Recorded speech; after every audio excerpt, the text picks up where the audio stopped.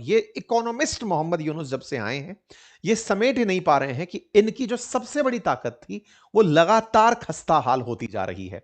बांग्लादेश के 80% तक का जो निर्यात है, जिस पर 11% बांग्लादेश की कुल जीडीपी डिपेंड करती है, उस पर अब भारत ने छेद कर दिया है। और ऐसा नहीं है कि इस डील से छेद हुआ है, इससे पहले हम खेल खेल चुके हैं। अब आपके दिमाग में शुरुआत में आई हुई लाइन चमक रही होगी फिर से कि सर उसमें तो यह था कि 1 फरवरी तक अगर भारत से कच्चा धागा इंपोर्ट बंद नहीं किया तो हम हड़ताल कर देंगे। वो क्या कहानी है?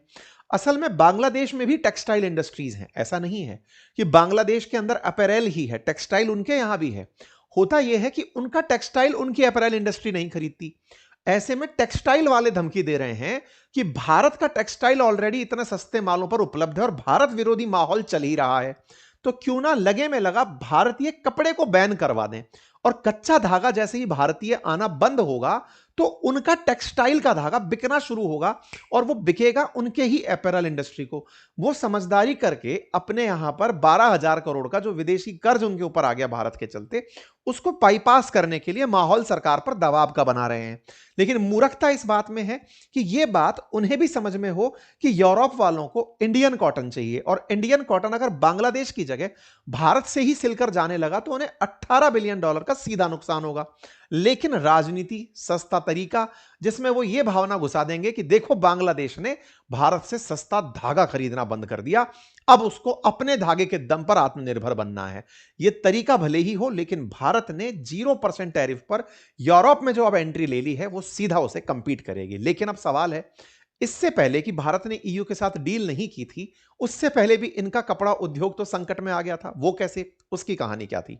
देखो, अनरेस्ट था बांग्लादेश में, सबको पता था। बांग्लादेश का अनरेस्ट भारत के लिए ही नहीं था, विदेशों से भी अगर कोई निवेशक आ रहा है तो उसके लिए भी है, और वो भी इन सब चीजों से पीड़ित है।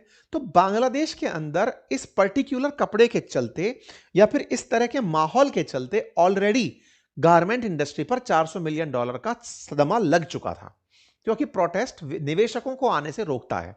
विदेशी निवेशक, H&M जैसी कंपनियां अगर बांग्लादेश में आकर के कपड़ा बनवाना चाहती हैं तो आदमी तो आएगा ना उनका, उसको भी तो स्थिरता चाहिए उस देश में कि जाऊं तो वहां शांति रहे।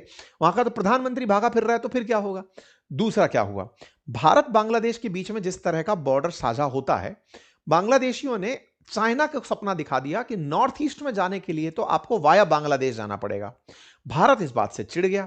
भारत ने कहा कि बेटा तुम्हारी इतनी जरूरत, तुमने बॉर्डर पर रहने का यह फायदा उठा लिया कि आप अगर जाना चाहते हो सेवन सिस्टर्स में तो वाया बांग्लादेश जाओगे। ये चीन को चिपका के आ गए मोहम्मद यूनुस।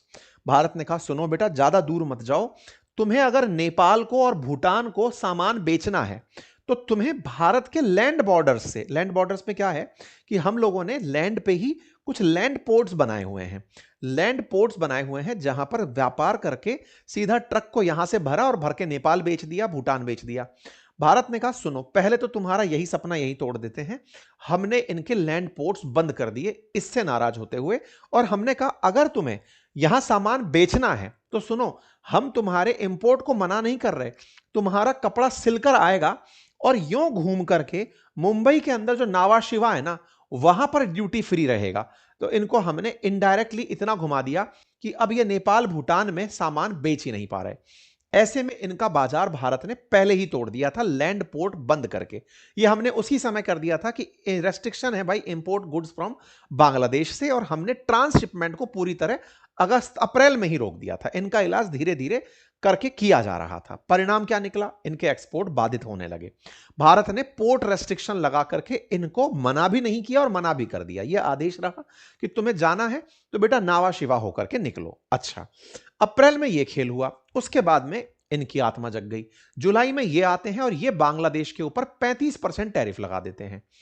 बांग्लादेश का 85% व्यापार कपड़ों का है, उसमें से लगभग जो कपड़े बिक रहे हैं 38-40 बिलियन डॉलर के, उनमें से 5-7 बिलियन डॉलर के अमेरिका को बिकते हैं।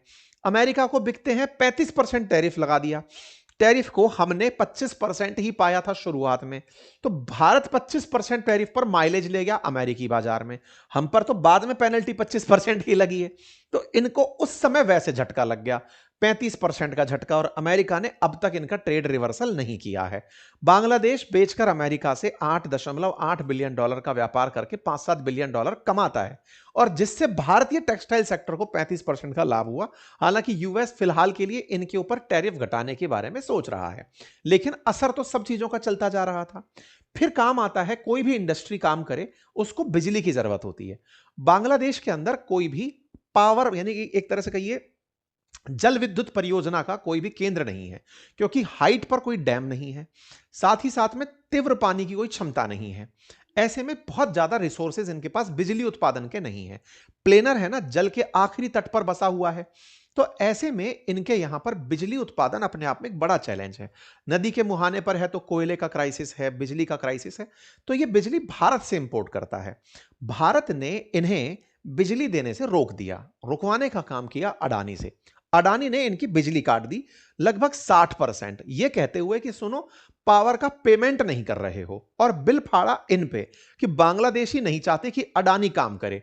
जबकि शेख हसीना ने पूरी तरह सुनिश्चित करते हुए, शेख हसीना बांग्लादेश के लिए बहुत अच्छी पीएम थी, उन्होंने बांग्लादेश में पूरे टाइम बिजली बनी रहे तो पहले अडानी से पूरी टाइम बिजली का पावर प्लांट लगवा लिया, साथ ही साथ भारत से सस्ता यार्न मंगवा लिया ताकि वो बना के कपड़ा वहां से आगे बेच सके।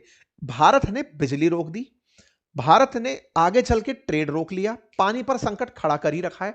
इससे क्या हुआ कि इनकी इंडस्ट्रीज को दिक्कत होने लगी। तो अडानी का जो झारखंड लिमिटेड के अंदर पावर झारखंड लिमिटेड जो था, उसका बिल बकाया होने पर इन्होंने बिजली काट ली। बिजली कटी तो काम अटक गया।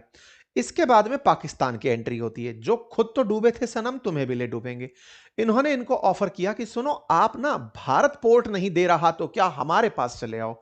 इतने बड़े अकल के अंधे हैं, इन्हें यह समझ नहीं आ रहा कि भारत के पोर्ट नेपाल भूटान के लिए जरूरी हैं। इनने कहा क्या हुआ, हम आपको चाइना और सेंट्रल एशिया जाने का रास्ता देंगे। अरे उनका व्यापार ही नहीं है, चाइना तो खुद कपड़े बेचता है, अकल के अंधों। सेंट्रल एशिया इनके कपड़े खरीदता नहीं है, तुम क्या सपने दिखा रहे हो, खुद का समेट लो। पाकिस्तानियों के हालत इतने खराब हैं कि अभी जनवरी का रिपोर्ट अगर आप देखें तो इनका जो ट्रेड डेफिसिट है वो इस महीने में 44% बढ़ा है। रिपोर्ट देखिए तो पिछले महीने के कुछ आंकड़े मैं आपको दिखाता हूं, नवंबर 2025 वर्सेस नवंबर 2024 का, जिसमें पहले इनके एक्सपोर्ट वर्सेस इंपोर्ट में इंपोर्ट बढ़े, एक्सपोर्ट घटे, ट्रेड डेफिसिट वाइडन हुआ, $700 मिलियन का खुद का ट्रेड घाटा बढ़ गया। ये इनको सलाह दे रहे हैं कि सुनो, तुम आकर के चाइना को सामान बेच दो। इकोनॉमिस्ट बताए बेचारे। अब ये इकोनॉमिस्ट फिलहाल के लिए रेडीमेड गारमेंट को लेकर के फिलहाल कंफ्यूज हैं कि अब मैं करूं क्या, उन कपड़ों को कैसे बेचूं, क्योंकि भारत इनको पनाह दे करके इनसे सारे ट्रिक सीख रहा है कि बताओ बांग्लादेश को कैसे इंटरनली तोड़ा जाए। कोई भी देश पैसे से चलता है, भारत को पता है कि उसका पूरा धंधा एक्सपोर्ट पर केंद्रित है, कपड़े पर केंद्रित है, तो कपड़े को ध्यान में रखकर ईयू के साथ में डील मचा दी, जिसके चलते इनके खेला हो गया। ठीक है, उम्मीद है कि अब आपको यह बात समझ में आ गई हो कि बांग्लादेश का जो 78% यार्न भारत से जा रहा था, अब वो यार्न खुद अप्रैल में बदल करके बिकेगा यूरोप में जाकर के, जिससे भारत को एक बड़ा बाजार मिलेगा।